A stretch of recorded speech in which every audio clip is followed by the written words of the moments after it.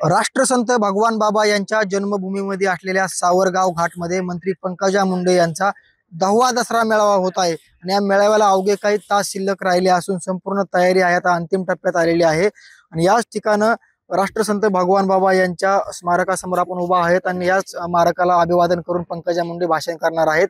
मात्र पंकजा मुंडे उद्या काय बोलणार याकडे सर्वांचं लक्ष लागलं असून माझ्यासोबत काही ट्रस्ट मंडळी आहेत, गावकरी आहेत, काय सांगाल कसा उद्याचा मेळावा असणार आहे, तयारी कशी झालेली आहे, स्वागत कसं असणार रूपरेषा?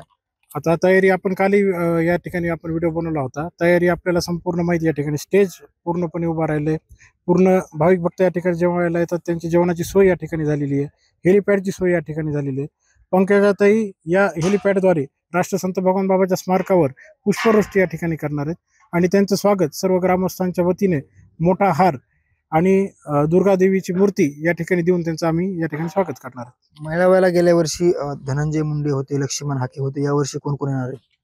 आता जे जे भगवान बाबाचे भक्त आहेत ते सर्व या ठिकाणी येणार आहेत। कसा मेळावा असणार, यावेळेचा मेळावा कसा असणार आहे? यावेळेस एक आपत्ती, नैसर्गिक आपत्ती आलेली आहे। या नैसर्गिक आपत्तीमुळे मेळावा अतिशय साधारण घेण्याचं नेत्यांनी ठरवलं होतं, परंतु जो भगवान बाबांना मारणारा भक्तगण आहे यांनी स्वतः उत्संबून हा एक भगवान भक्ती गडावर आगळा वेगळा मेळावा घेण्याचं ठरवलं आहे।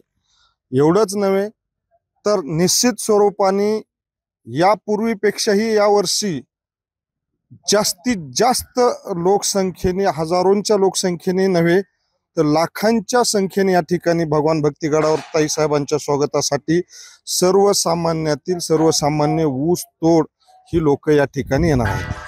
नक्कीच गतवर्षीप्रमाणे यावर्षी मेळावा हा मोठ्या उत्साहात असून आपत्ती जरी असली तरी याच भगवान गडावरनं, भक्ती गडावरनं पंकजा मुंडे नेमकं काय बोलतात याकडे संपूर्ण राज्याचं लक्ष लागलं असून उद्याच्या मेळाव्याकडे संपूर्ण राज्याचं, कारण बीड जिल्ह्यामध्ये 2 मेळावे होते, एक नारायणगडावर मनोज जरांगे यांचा मेळावा, तर दुसरीकडे स्वर्गीय गोपीनाथराव मुंडे यांनी सुरू केलेला भगवान गडावरील मेळावा, आणि तीच मेळावा आता पंकजा मुंडे जे आहे त्याची परंपरा पुढे ठेवून आता भगवान भक्ती गडावरनं उद्या काय बोलतात याकडे संपूर्ण राज्याचं लक्ष लागलेलं आहे।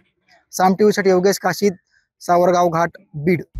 आता isakal.com आहे देशातील नंबर 1 ची मराठी न्यूज वेबसाईट। प्रत्येक अपडेटसाठी isakal.com ला नक्की भेट द्या।